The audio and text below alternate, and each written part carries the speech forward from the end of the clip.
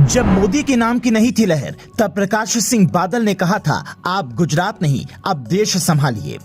नामांकन करने पहुंचे मोदी तो छुए थे पैर, बादल को बताया भारत का नेल्सन मंडेला, तो मच गया था बवाल। देश की सियासत का वो नेता जो आजादी के साथ ही सरपंच बना और फिर 5 बार मुख्यमंत्री बन पंजाब संवारा।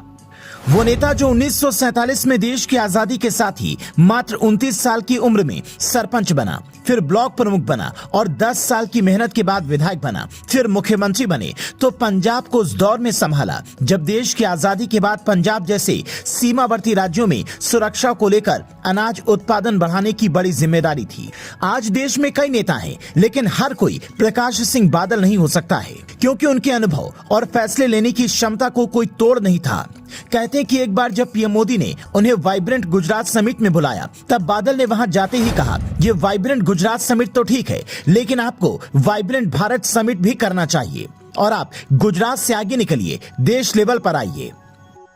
कहते हैं कि बादल की ये कहते ही बीजेपी के कई बड़े नेता नाराज भी हो गए थे, क्योंकि शिरोमणि अकाली दल और बीजेपी गठबंधन की सरकार पंजाब में लंबे समय तक रही है। बीजेपी में मोदी के जितने समर्थक थे उतने ही विरोधी भी थे। ऐसे में विरोधियों को ये रास नहीं आ रहा था कि कोई मोदी को दिल्ली की कुर्सी तक पहुंचाने के लिए ऐसे सपोर्ट करे, क्योंकि तब पीएम मोदी की छवि दंगे की वजह से थोड़ी खराब मानी जाती थी। कहते हैं कि मोदी कभी भी ऐसे लोगों को भूलते नहीं और बुजुर्गों को तो खास सम्मान देते हैं।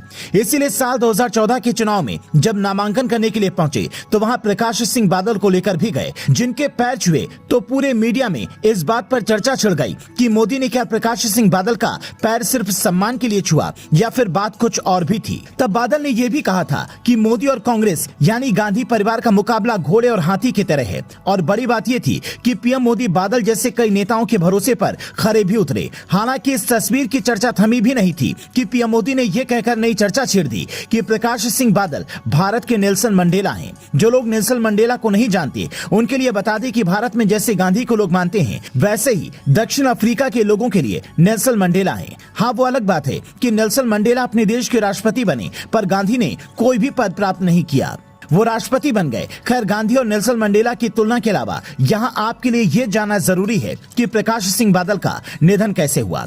मीडिया रिपोर्ट के मुताबिक दमा की समस्या गंभीर होने के कारण बादल को सांस लेने में तकलीफ हो रही थी, इसीलिए इस महीने की 16 तारीख को उन्हें मोहाली के फोर्टिस अस्पताल में भर्ती कराया गया था।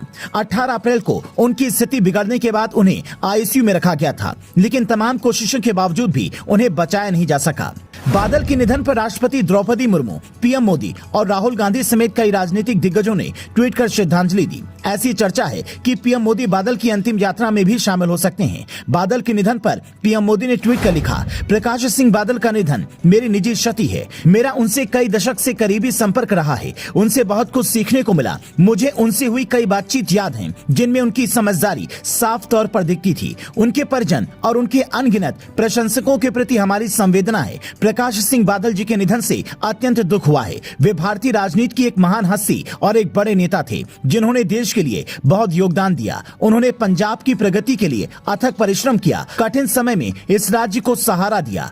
कहा जाता है कि 8 दिसंबर 1927 को भटिंडा के अबुल खुराना गांव में जन्मे प्रकाश सिंह बादल प्रशासनिक सेवा में आना चाहते थे, लेकिन अकाली नेता ज्ञानी करतार सिंह से प्रभावित होकर वे राजनीति में आ गए और सरपंच बनने के बाद कभी पीछे मुड़कर नहीं देखा। दशकों तक सियासत का बड़ा चेहरा बने रहे। पत्नी सुरिंदर कौर का जब कैंसर से निधन हुआ तो इन्होंने गरीबों के कैंसर के इलाज के लिए कई ऐसे काम किए जिसके लिए इनकी तारीफ होती है। न सिर्फ पंजाब बल्कि केंद्र की राजनीति में भी प्रकाश सिंह बादल ने काफी कुछ हासिल किया।